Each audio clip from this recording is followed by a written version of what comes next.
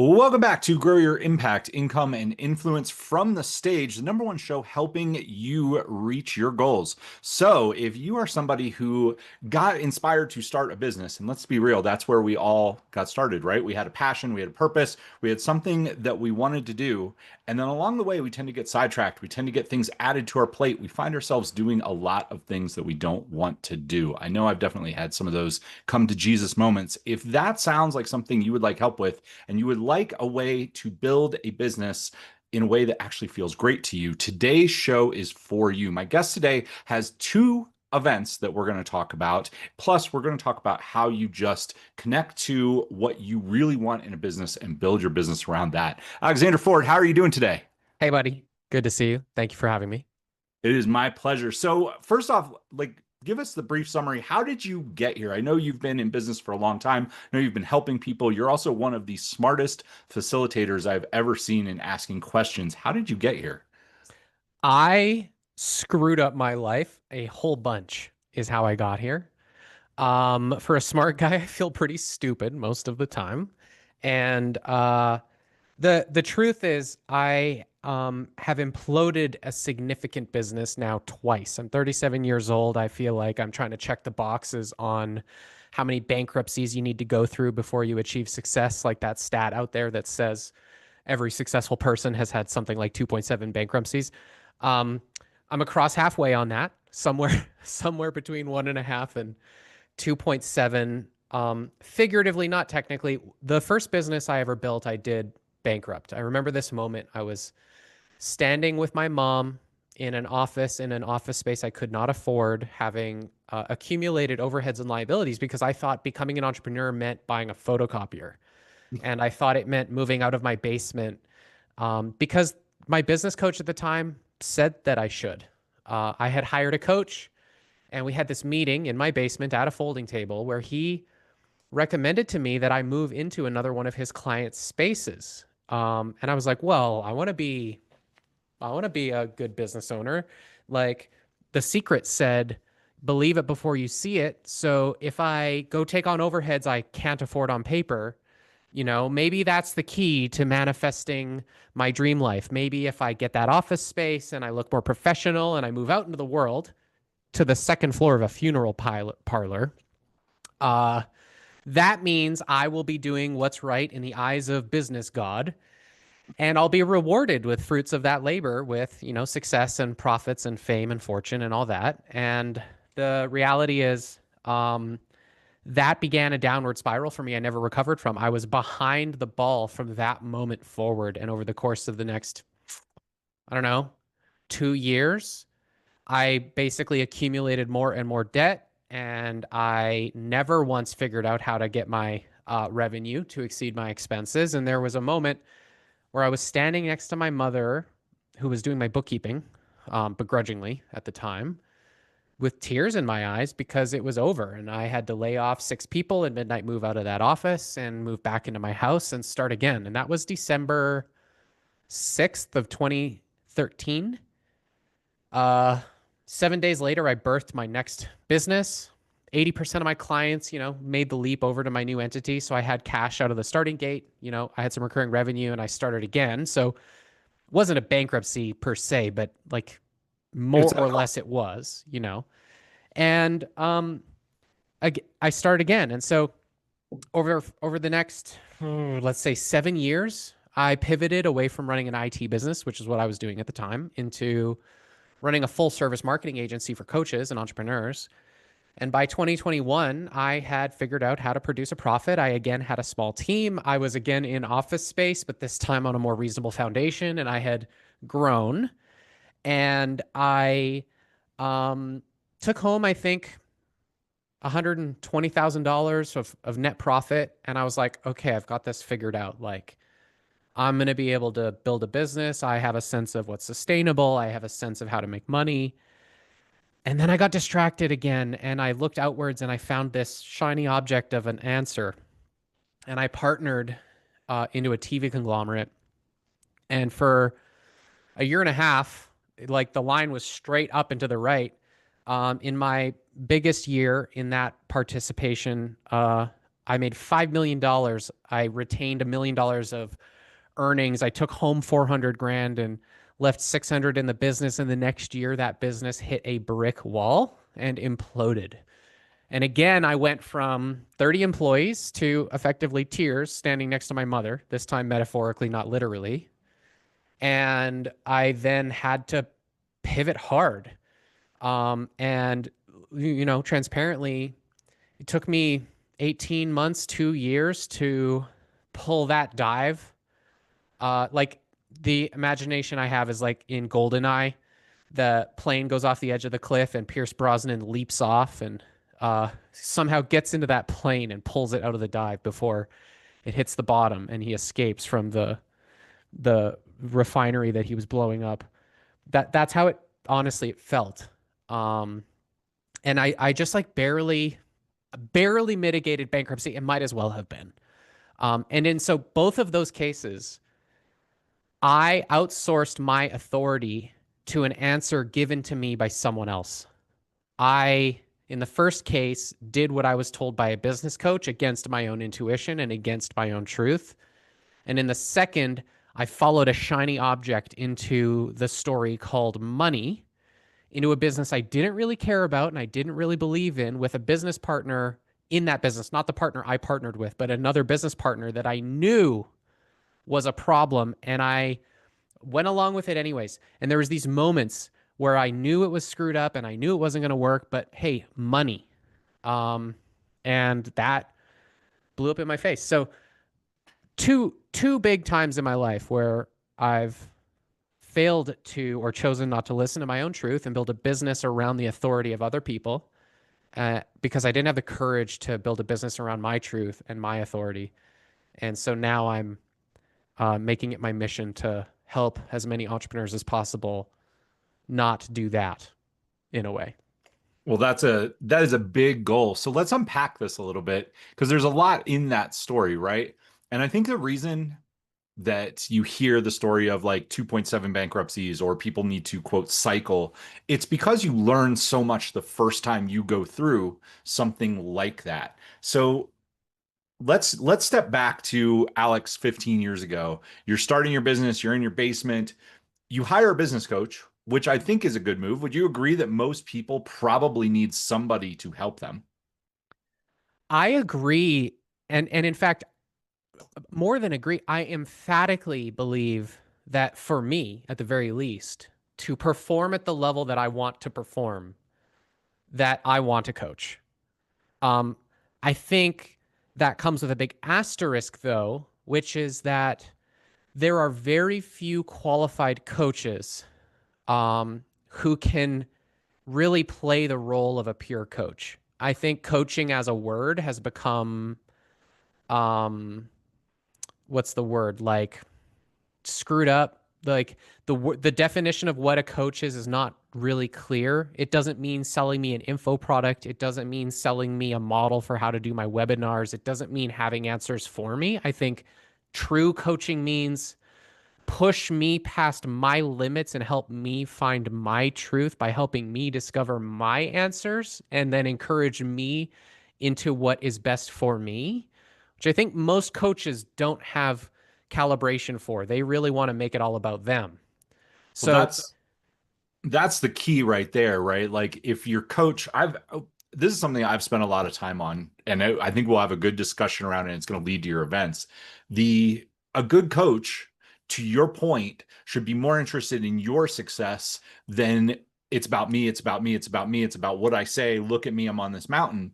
And unfortunately, the coaching industry has now become, because how do you get coaching clients? Most likely you're posting a ton on Instagram, Facebook, YouTube, socials, and that's all about making it about me. So how, like, if you had to offer a framework, I have a framework that I kind of developed for this.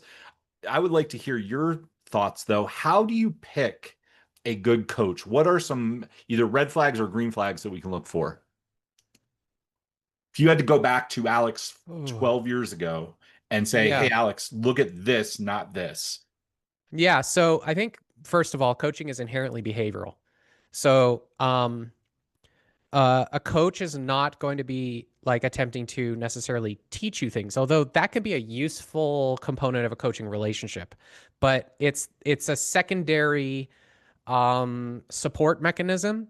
It's not the primary service. The primary service is to help me become clear about what it is I want and how far I want to push and how fast I want to go, and then support me in that truth. And so a really great coach is going to have a really strong relationship to the science of human behavior. They're going to be very clear about how to help a person find their truth, which is an abstract concept, but has a very concrete result. Like the fruit of me finding my truth is measurable if you know how to look for it. Um, and it's a subtle science.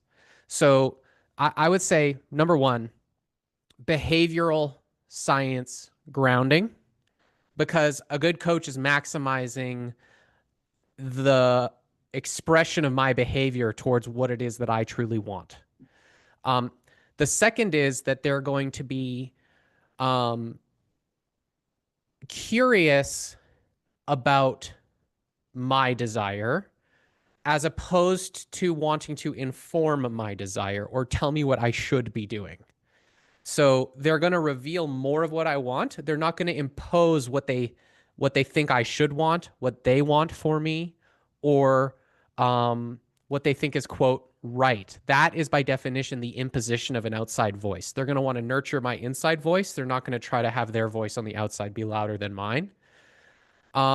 And three, to some degree, they're going to have expertise in the domain. But like, there's a stat around coaches that have led successful teams to a Super Bowl championship. And this idea will directly contradict what most people have heard, which is those who can't do teach. So those who can't do coach, I think is a pretty common idea. Like I have to do the thing I'm going to coach someone else to do is actually not true. A great coach, like coaching is a skill in and of itself. Only 4 coaches who've led teams to Super Bowl victories have ever won a Super Bowl themselves.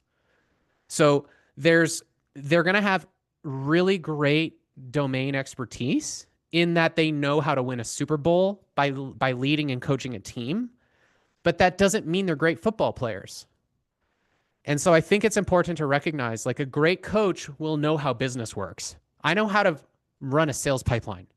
I know how to balance my books. I'm a capable CFO. I know how to drive marketing strategy. I know how to like lead a team and prioritize work and plan projects. Like I've got business domain expertise because I've led a team of 30 people. I've made $5 million a year in revenue. I've cumulatively probably done $30 million of revenue in my life across my businesses and across like all of my portfolio. But that doesn't mean that I'm going to be an expert in the specific skill set of the client that I'm coaching, but I have enough domain expertise to lead that person to victory through the terrain that they want to navigate, which in this case is business. So I would say those are the top 3. That's good. I like that. I mean, mine are slightly different. I'd love to discuss this. I 100% agree with what you were saying in the story around the football coach, because if somebody is out doing something, if we look at, we can use Alex Hormozy or we can use Russell Brunson, either one, they're running their business. And that is their number one priority. Their number one priority is not to help you grow your business. It is Correct. to grow their business. And that's not a bad thing. But let's just be real. If you buy a digital product from those guys, you might learn something. It's like reading a book, a video course, something like that, I think is worth, I compare it to a college class. If you go to college, you're going to take 80 different classes in your college career. It's Yeah. like taking a class. It is Yeah. not the same as a coach. No. I think a coach, there's 2 things that I look for. One, they have expertise in the domain. They're active in that domain and they're passionate about it. Not, I've done it, I kind of know how to do it, but they're passionate about it. And 2, they ask great questions. They are more curious and they can listen better than they can talk. And you can tell that in like if you're talking to somebody and they're just telling you how great they are, this is the number one red flag to me. If you're talking to somebody and they just tell you how great they are and you say, "Oh yeah," and you talk a little bit and they go right back to how great they are, Yeah. Probably not going to be a great coach. But if they listen to you and they ask you some questions that get you to open your mind and they can push you. The other thing is just accountability, like raw accountability and like truthful, honest conversation, which I think surprisingly lacks in today's world. Yeah. I have a response to the accountability thing though, because I think most people think of accountability wrong. Most people think that the way to deploy accountability is by let me play this out. Yeah. I said I wanted to do something this week. Next week comes along. I didn't do the thing I said. Most people think accountability is force me to do the thing I don't want to do. Okay. Because it needs to be done, because that's what it means to be a good business owner is you do things you don't want to do.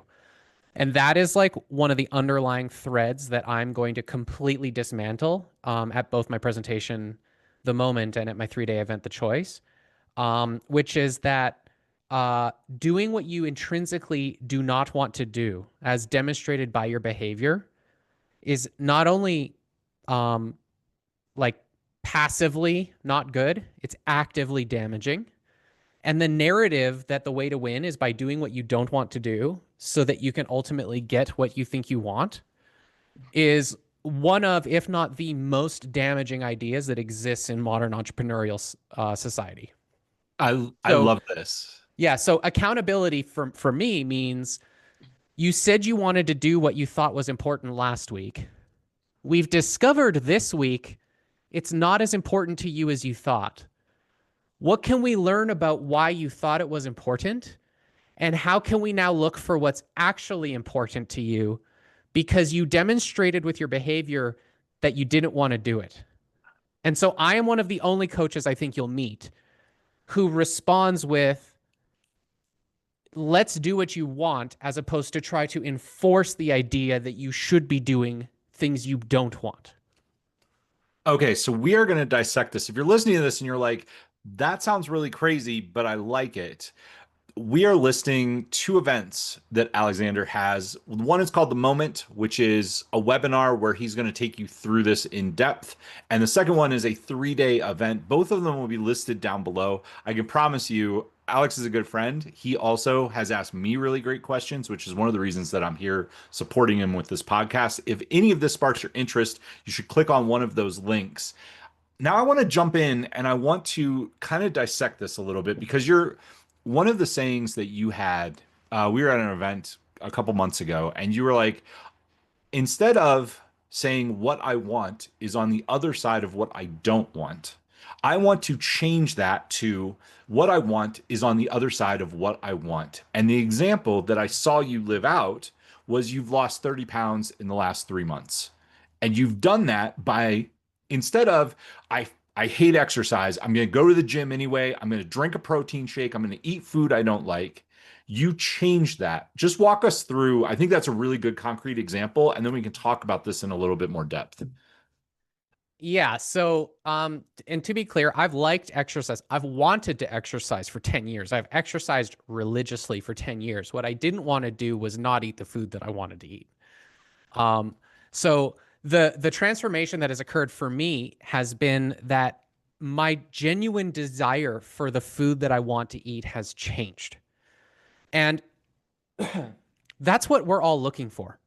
We're all looking for the genuine desire to do the things we think we want to do. And each of us wakes up to some degree, some of us more than others, depending on how willing you are to be in this conversation, finding ourselves surprised when we say we want something and then we don't do it, or we end up doing things we think we don't want. And it's an interesting dichotomy to observe these things because it reveals for us something that's deeply unsettling, which is that this conscious commander, the part of us that we identify as I, doesn't seem to be the thing that is in charge of deciding what it is that we want. And I want to bring a moment of relief into the conversation because simultaneously, especially for entrepreneurs, we have a deeply rooted desire to find something stable and concrete and reasonably objective to make our decisions around. How do we know if we're making a good decision? How do we know what's right? How do we know what to say on our webinar? How do we know what campaign to pick? How do we know what employee to hire? And because most entrepreneurs, if not almost all of them, are lacking a clear decision-making frame that comes from within, we look outwards to Alex Hormozy or to stats and data from the market or to other people's opinions to give us the solid foundation that we think we're looking for. Alexander, when is the best time to send an email? Well, Google search says, because someone wrote on the HubSpot blog, Tuesdays at 11:30 a.m. are great times to send emails. So, oh, thank God, that's something seemingly solid. I'm going to make a decision around that. The problem is that is not stable. It's just something some guy wrote down. It's just the authority or the opinion or the voice of some other person in their world, in their system, in their business, in their life. However, inside the part that's confusing of us, the part where we go, I think I want this. Oh, surprise, I don't. I think I want to work on this. Oh, surprise, I didn't. I think I want to run this webinar. Oh, surprise, I didn't make it happen. There's two things happening. One, because we think the conscious part should be the boss, we judge our behavior. How most people react to that, and how I'm betting most of your listeners react to that, is they double down on the authoritarian, paternal, discipline, accountability response that goes, I didn't do what I thought I wanted to do, so therefore I should try to push harder on the part of me that decided not to and make it comply. Which, by the way, no one actually likes. No one loves being forced to comply by anyone else, and especially by yourself. But that's how we cope. We're like, I didn't do it. I said I wanted to do it. And me saying I wanted to do it is the baseline. Wrong. Throw that shit away. Here's the solution. There is a part of you within that is intrinsically your nature. It intrinsically reveals to us what we want through our behavior, not through our thoughts, not through our feelings, through our behavior. So when we wake up in the morning and our attention automatically goes somewhere, when our behavior automatically goes somewhere, when we align our thoughts, our actions, our resources with something, that reveals to us what's important. And we can negotiate with that part inside of us to the degree that we're curious about it. And we can unlock a result that sounds like, I wanted to want to change my relationship to food. So I negotiated with this internal part of me and I discovered what's important to me. And then I created meaningful, conscious links between what's important to me and this goal that I have. And what I found is I was successful in my negotiation with myself, such that instead of having to force myself to become different, I helped myself become the person who wants to eat differently. This is a nurturing conversation. We can help ourselves want to be a different person. We can become different people, and then that new person that we've become will then feel differently, act differently, perceive differently, and therefore produce different results. So one more metaphor or idea around this is, in the entrepreneurial space, the way this shows up for most people is they think, or they've defined, marketing means a bunch of stuff I don't want to do. And then they go, because I've defined marketing as a bunch of stuff I don't want to do, but, comma, I have to market. That's the authoritarian behavioral overriding system. I'm going to force myself to do a bunch of stuff I've decided marketing means I don't want to do. And then I'm going to be shocked when I don't want to do it. And it feels fucking gross. And I'm feeling manipulative. And none of my customers actually resonate with it because I'm projecting an energy that is like totally out of alignment with who I am as a person, instead of being a powerful creator and looking for marketing strategies that I would love to do. Like, what marketing would I love to do? What marketing do I genuinely want to do? What marketing aligns with my nature? Or how can I help myself see certain marketing strategies as something that I want to do so that tomorrow when I wake up and I genuinely want to do it, it's now coming from a place of my own inner authority. And therefore, it works. So Okay. this circle is the trap that everybody's stuck in. You've been taught that this is how behavior works. It doesn't work this way. No one understands behavior. It doesn't work this way. So I'm going to ask for some concrete-ish examples. I understand the theory, and I think people listening can. The voice that I hear in my head is, okay, you're telling me that I need I'm going to use some examples as a blanket. I Yeah. need to post more on Facebook, but I hate posting on Facebook. I don't want to feel manipulative, blah, blah, blah, blah, blah, all the stuff, right? But I'm going Yeah. to do it because I have to build a business. The two stories that you just told are either we're going to find something that you like to do for marketing versus Facebook, or we're going to change the internal dialogue to make it so that Facebook is fun for you. Do you Yeah. That understand you those? want to do it. So how did you maybe do this? We can talk about the Facebook example or we can talk about it with food. You said you went in and you negotiated with yourself and then drew, I like the idea of like basically like tie down lines that are concrete tie downs that you gave yourself to help build a new Yeah. behavior. Yeah. We can do this. So, and you know, with an asterisk in that we can sit down and we can like do an exercise. It's called value linking. The mind is neuroplastic and it's optimizing around what's important to us. It's a meaning seeking organism, meaning it's not a rightness seeking organism. It's not a did I please my father seeking organism. It's a meaning seeking organism. The question of meaning is what is meaning anchored in? And the answer is meaning is intrinsic to what's important to you. And so there's a definite and concrete nature in you at any given point in time. Now, your nature can change. And so as your nature changes, a dialogue begins to occur between your nature and your ability to work with your nature.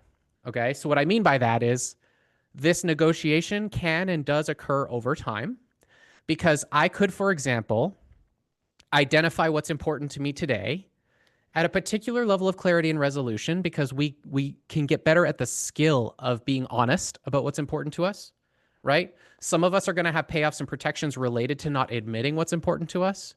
We might have fear related to if I admit what's important to me, my girlfriend will leave me, my husband will divorce me, my business will collapse. And so there's going to be a bunch of that to push through, right? You're not going to just show up to the moment and poof, have a discovery about what's important at absolute levels of resolution and then all of a sudden be a miracle worker in your own world. Like we're going to interact with the complex emotional nature of you and who you are.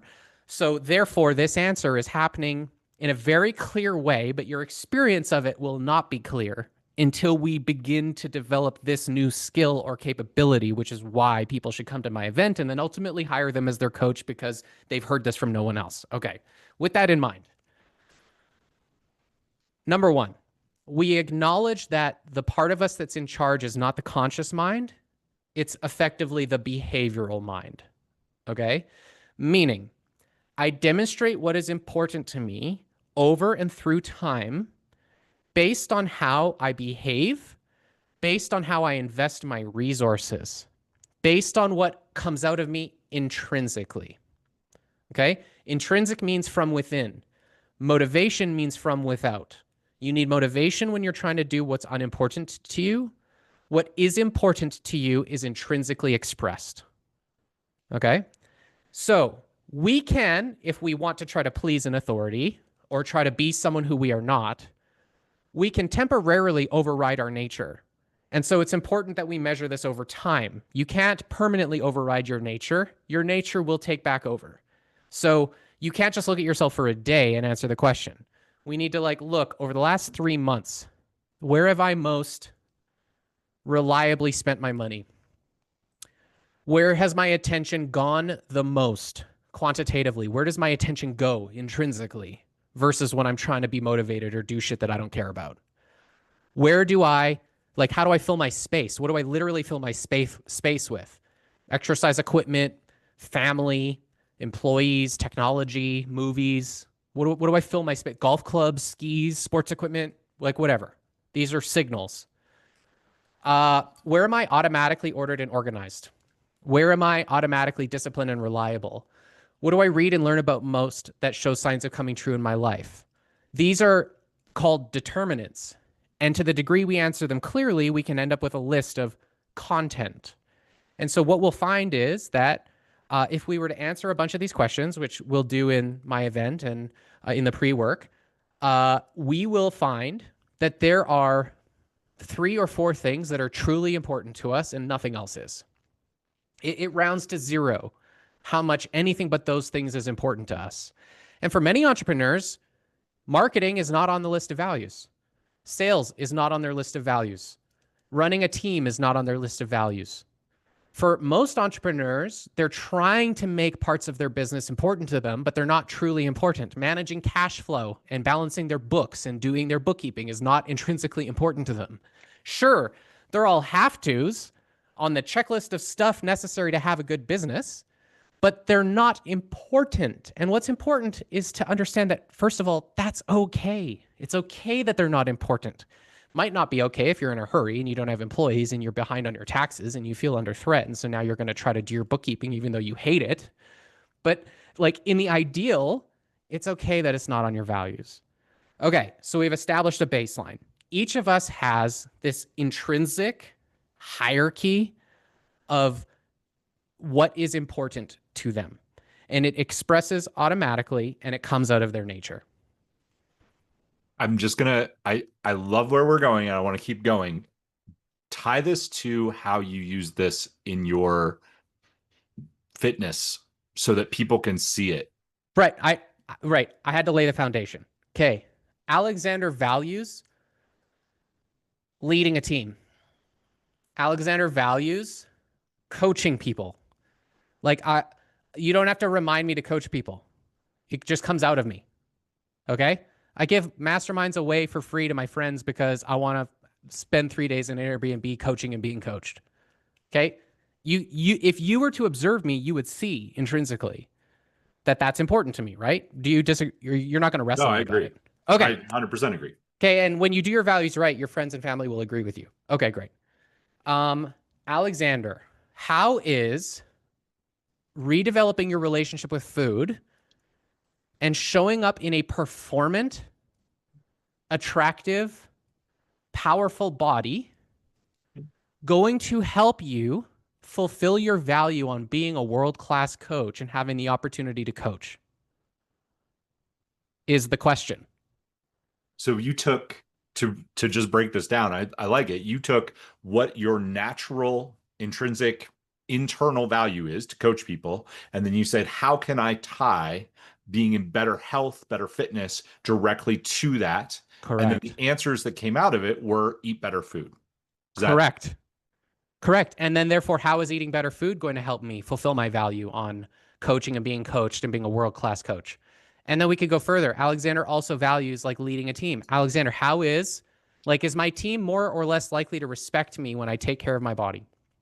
Am I going to appear more or less trustworthy when I take care of my body? Are they going to perceive me as more or less disciplined and therefore be more willing to be led if I take care of my body? And on and on and on we go. And over time, I've collected probably hundreds of these links. And what you'll see, and we could show this under an MRI, is that when you ask this type of a question, which is a higher quality question than why didn't I do what I thought I should do and now I'm a bad person, myelin actively moves and creates new neural pathways that bridges the portions of the mind that relate to these ideas. We're literally activating the myelinative processes in the mind by asking a meaning-orientated question. So by connecting the question to the guidepost of meaning and purpose, effectively, our teleologically inspired purpose creates the greatest quantity and quality of myelin and the development of neurons that bridges the ideas that move us towards that thing. So if you were to interview a bunch of entrepreneurs, they don't value money. Most entrepreneurs don't value money in and of itself. They have an idea that if they had more money, the money would buy them things. The things they buy would help equip them to do more of what they find meaningful. But most entrepreneurs are in judgment that they should value money and that they need more of it. Okay. Well, money in and of itself is a value. People who value money accumulate money and money alone. People who value something other than money accumulate money and then invest the money into the thing that they value. So if you don't have money, it's because you value something else more than money, and the money goes to the thing that you value because your brain is moving the energy towards the thing that's truly important, no matter how much you judge it. So we I can create these links between anything: money, marketing, sales, leadership strategy, like finding a relationship if you're single. Anything you want, oh you can have, but not if you're in resistance to how your brain works. well, I think so many people the I love these frameworks. I mean, you just touched on two things. One, energy, like we naturally are going to put energy into the things that we want to do. And if we don't, it will come out in like subtle, like roundabout ways, and it'll suddenly show up and you'll be like, where did that come from? The other thing that I think we've touched on a little bit here, I think people are really busy judging themselves. They say they want X, whatever X is. For Mm-hmm. entrepreneurs, I love that you called it out. I think entrepreneurs really want freedom more than anything. And they put money, well, if I have a lot of money, then I'll have a lot of freedom. But then what happens is they create internal dissonance because money really equals having a team, more tie downs, doing things I don't want to do, all the bleh. And then it's like, well, I just really want freedom. And now I'm fighting with myself internally. And that comes out in all these subtle ways. And I think Yeah. you're Well, shining a light on that. and it gets worse because it, like, let's take a step back and get into a meta frame here for a second. If the paradigm you're living in is that in order to succeed, I need to do what I don't want to do, which is against my own nature. And just to be clear, anything but your highest values is against your nature. Like, I'm trying really hard to manage people's reactions to me saying running a business is probably against your nature, because if you were to like be an entrepreneur and like get on Facebook and do a Facebook live and say, I don't actually value business, please hire me, you probably perceive that as dangerous. But like, let's be honest here in this cone of silence as, behavioralists. Everything but my highest values is against my nature. But I've spent a lifetime, or at least an entrepreneurial lifetime, attempting to live outside my values, doing things that I haven't linked to my values, that even though I recognize they should be done, they ought to be done, they will be done if I run a good business, I don't value them. What that means is everything that I try to do that is extrinsic, outside my values, I will label painful. The problem is we biologically perceive those activities as painful. And secondarily, every time we fill our day with something unimportant relative to our values, the brain responds by demyelinating and, I mean, arguably becoming brain damaged. That's why people call stuff they don't want to do brain damage. It's like an intuitive feedback system. And the prefrontal cortex shuts down. The amygdala fires on. They're exclusive systems. Only one can operate at a time. The amygdala exclusively perceives in ones and zeros, pleasure and pain. And it will label everything that is not your values as predator, something you should try to get away from. But you force yourself into it, and therefore you're now eating glass to succeed as an entrepreneur.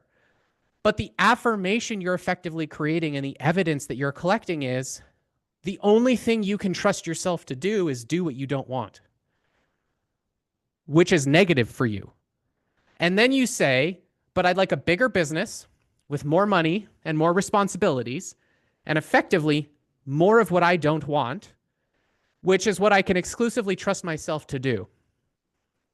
And then you do it or you don't do it. If you do it, you hate yourself because you're doing things you don't want to do. And if you don't do it, you judge yourself because I can't trust myself. I'm not pushing hard enough. I'm not good enough. Correct. And it's a lose, lose, lose. Correct. And you have like a teleological feedback loop that says anything that is outside of meaningful is not something I want more of. And no matter how hard you try to override it, you're then going to say shit like, I have self-worth issues. I have an upper limit issue.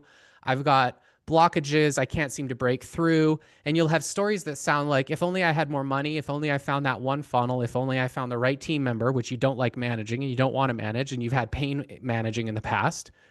Then I'll finally be free to do what I want. And worse, all of that is predicated by a frame that says the only way I can trust myself is by doing what I don't want to do, because everyone who succeeds in business does it by doing what they don't want to do. Because Alex Hormozy says, here's what you need to do to build a business, and if you don't want to do it anyway. And that is the bluntest object you could possibly deploy. And quite frankly, it's just incorrect. So that we're clear, everything Alex Hormozy does that has helped him build his business has been things he wants to do because he cannot override his own nature. His nature is to do the things he wants to do, and everyone else's nature is to not want to do those things. And then his advice is, here's what you could do, and if you don't want to do it, you probably should want to do it. And that's as far as the behavioral education goes. And if you listen to that advice, you're fucked because you don't want to do it. So you'll suck at it, you'll find it painful, you'll make yourself stupid, your amygdala will turn on, you'll call it painful, you'll seek a pleasure compensation, you'll be stuck in your animal mind, and you'll be looking to be saved by someone outside of you, trying to find an answer that someone else will give you, which is the answer you had to begin with, and that will pull you completely out of your own truth, your own nature, and living according to a life of your design, which is why you started the entrepreneurial journey to begin with, and you're fucking stuck in an infinite cycle of feedback that is never going to get you the fucking life that you want. The only way to have the life that you want is to start today and to fill your life today with what you want. Because the meta frame is, until I can trust myself to fill my days with what I want, the future version of me can't be trusted to fill his day with what he wants. And so I will keep myself small despite my story that I want to grow and I want to succeed. With that, if you guys have enjoyed this and you would like Alex to help you rewire your brain and draw some of these connectors, the moment and the choice, both linked down below. One is a 1.5 hour webinar, one is a 3-day event, both of which I can guarantee you will help you rethink the way that you think about your business, help you rethink the way that you attack challenges in both business and life. They're linked down below. Alex, you've been a great guest. Thanks for coming on. Is there a guarantee for your event? Is there anything? What will people get at the event? 3 things. 1, we spend day 1 getting in touch with who we are and discovering our intrinsic, inspired, teleological purpose so that we can begin practicing the sacred art of filling our days with what is meaningful and important to us. Because we set out to create a meaningful life, not create a meaningful business. Day 2, we're going to learn how to communicate with our customers such that we can help our customers become the people who genuinely want to buy, so that we're showing up, building a business we want to build and a life that we want to live, attracting customers who genuinely want to buy the products, the solutions, and the transformation that we sell. Day 3 is about being a great leader for our team, for our family, and to build a business on the basis that there are systems that we want to build in a way that we want to build them. And we get to make those choices and create a plan for the next 3 or 4 months that is going to line our day-to-day actions up with a longer-term plan that is likely to create that business that we desire. So we're gonna basically cover all 3 major domains of behavior, and we're going to apply the science of behavioral change into those 3 domains in such a way that our lives are radically different 3 or 4 months after. Awesome. Guys, if you enjoyed the show, click the links down below, and we will see you next time on Grow Your Impact, Income, and Influence from the Stage. Have an awesome day, guys. Peace.